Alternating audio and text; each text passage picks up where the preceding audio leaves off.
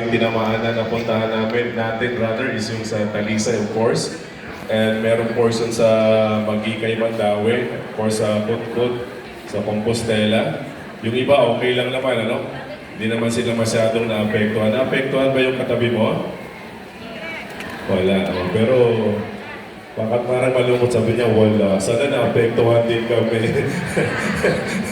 So, malungkot siya, no? Na hindi siya naapektuhan, no? So, whether it was in Christ, marami tayong dapat ipagpasalamat. So, buong taon na ito, maraming challenges na pinaharap ang bawat isa sa atin. Tayo nakakangiti, pero may mga struggles tayong pinagdadaanan. Amen? No? Pinagdaanan lang natin sa ngiti kasi nga tayo nagpapasalamat sa ating Panginoon. Kasi ito yung panahon ng pagpapasalamat. So nais nating pasalamatan ng ating mga kapatid from Mandaue sa panguna ni Sister Pe. Andyan ba sila, taga Mandaue? Wala sila, sila malipay, no? Wala. Wala, pagpapan mga taga Mandaue. Mandaue lang, Mandaue. Okay. According to ko alam ni siya sa Believers Fellowship, sa akong pagka-Manda, no? So, mga taga Liloan, gamay lang sa mo. Gamay lang mo, no? Doon ang Liloan, pero gamay lang mo, no? Okay, nang limpyo pa, no? May nabahaan, no? So, dyan, Sister Lorena, of course, mga taga Minglanilla, Sister Ivy, marami din, ano? Of course, mga kapatid natin galing naman ng Inayawan. Parang umayaw na, hindi Inayawan. Of course, mga kapatid natin from Cebu City. Ba? Nagtago lang, no? Nag-CR lang, okay, mga taga Cebu City. Of course, mga exona to, gikan sa Pasig, ba? Hinay mo taga Pasig, no? Nangita nag-snaps, no? Exona to, gikan sa Cordoba. Okay, praise the Lord. And of course, mga exona to, gikan sa asa pa man, Lapu-Lapu. Duwa na sila ng mga electric, kasi yung tawag na bus, ibas ba ito? Ibas? Ibas o ibus? Stares. Lapu-Lapu. Of course, mga taga Compostela. Yan, Compostela. Mga ito ba na meron ng konti. Of course, mga taga Talisay, no? Taga Talisay. Dito wala yung mga taga Talisay, no? So, wala na, no? Wala na ako nakalimutan, ano? Of course, nais natin pasalamatan yung mga kapatid natin na every Grace of Mercy natin. Nag-aayos ng ating altar, yung ating mga general services. Palampakan naman natin sila. Mga good boys sa panguna ni Sister Lucy, mahusay talaga siya, no? And of course, ang marami, no? Yung mga media, ating media, palampakan nyo naman, no? Bipilaw na sila, no? Bipilaw na. Ating music ministry, ating Friends Movers, ating mga food ministry, yan, masisipag yan, wala pang tulog yan, ano? Sister Marichu, Sister Fred, Sister Jessica, wala pa mga tulog yan mga yan, no? Para sa paghanda ng pagkain ng mga workers. Sino pa ba? Of course, ang secretariat at lahat ng workers na nandito, pasalamatan natin ang bawat isa. Pasalamatan mo naman yung katabi mo. Yo. Salamat. Sabayan mo na ng I love you. Okay. Okay, sige, palakpakan ulit natin ating Panginoong buhay. Sa pangalan po ng ating mga leaders na ating ministry, of course, panguna ni Bishop Ted Macani, ni Brother Rene Tumang, patuloy natin ipagdasal ang ating mga leaders, ano po, especially si Bishop Ted and si Brother Rene.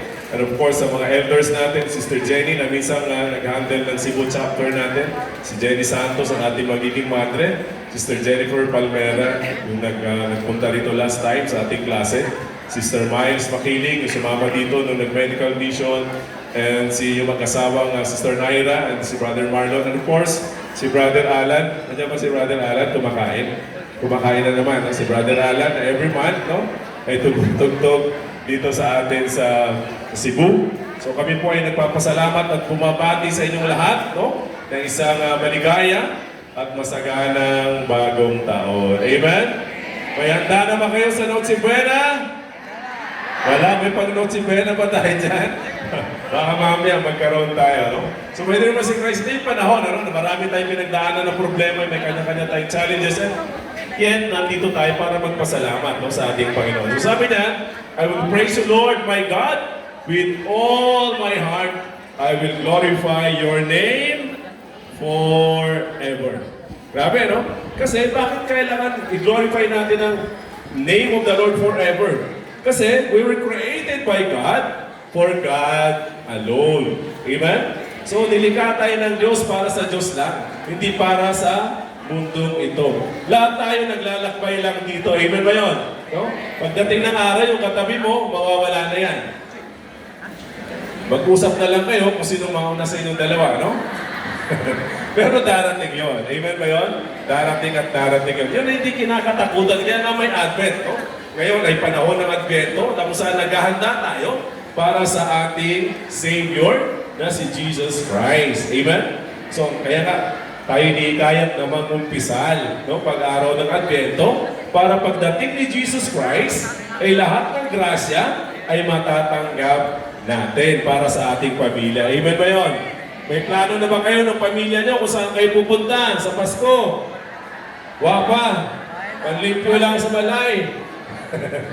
So dapat, yung sinasabi ni Father kanina, dapat nagplano tayo. Yung family natin, mag-bonding tayo. Kahit simple lang. Amen ba yun? Sino mga nakapunta ng Maynila? Sino nakarating na ng Luneta dito? Luneta, ayan, no? Dahil sa Tondo kami nakatira, mahirap lang kami. During that time, ang ginagawa ni Mama, magluluto ng pagkain, dadalhin namin yung pagkain sa Luneta. Doon kami sa Luneta, kakain. May bayad pa yun? Wala. Park lang kasi yun eh, park, no? Yung Luneta Park. So pupunta kami doon, tapos, no? Banding lang. Pero yung pagkain galing sa bahay. Amen ba yun? Importante yun sa family na mag-bond tayo. Sinabi ni Father kanina, di ba? Ang pagkain, kahit gaano kasarap, pag kulang ang pamilya, hindi masarap. Amen? You know what? Di ba, no? Pero kahit simple ang pagkain, bisang ginamos lang, pero kompleto ang pamilya, nagmamahalan, masarap kumain ng ginamos. Amen ba yun? Kumakain pa kayo ng ginamos? Puro ginamos na kasundan. Pero, pag masaya ang pamilya, okay lang yun. Kaanin mo yung masarap na handa. Kung hindi naman nagkakasundo yung pamilya, wala din. Amen ba yun? Christmas is all about relationship. Christmas is not all about gifts na material things. That is part of it. But what is important is our relationship with our family. Amen? Kaya dapat magplano na kayo kung saan kayo pupunta sa Pasko. Magplano na kayo, ha? Malay nyo, makuha nyo yung 500 pesos na pangunod si Pena na galing kay Roque. Pwede na yun. Para imamasyal kayo ng family mo. Ano ang pinagdadaanan natin? Kahit kaano kasimple ang buhay, pag ang pamilya nagmamahalan, umaangat sa buhay ang mga anak. Totoo ba yun? No? Kahit gaano kasimple ang pamilya, pag may pagmamahalan, nakakaangat sa buhay. Umaasenso dahil sa pagmamahalan at pagtutulungan. Amen ba yun? O may kilala pa kayo na simpleng pamilya lang dati. Ngayon, mayaman na. Dato na karon. Sa una, pobre. Karon, dato na. Wala. Kaya ito, pobre karon, pobre na gano'n. Pero, pag may nakikita ka na pamilya, no? Kahit ano masimple. Pero pag nagmamahalan, nagtutulungan, umangat sa buhay. Basta inuuna, si Lord. Amen ba yun? Diba? Kaya na lagi ko sinasabi, kaya ako, labi sa pagpapasalamat ko sa nanay ko, kasi nga mahirap lang kami sa Manila, no? Mahirap lang kami sa Tondo. Pero ang nanay ko lagi nagsisimba. Ang nanay ko lagi nagdarasal. So nagbunga naman yung pagdarasal niya. Oh, nagkaroon siya ng maayos na anak. Hindi ako yun. Yung mga kapatid ko. Pero naging maayos din naman ako. No? Diba? Lagi ko kasi nasabi, vendor lang ako dati sa Tondo. No? Pero nag-aaral ako habang nagiging vendor. Pero nakatapos ng pag-aaral. No? Nakatapos ng kolehiyo. Tapos isa ng professional. Professional smuggler. Hindi po, is professional na sa trabaho. Di ba? No? So makikita natin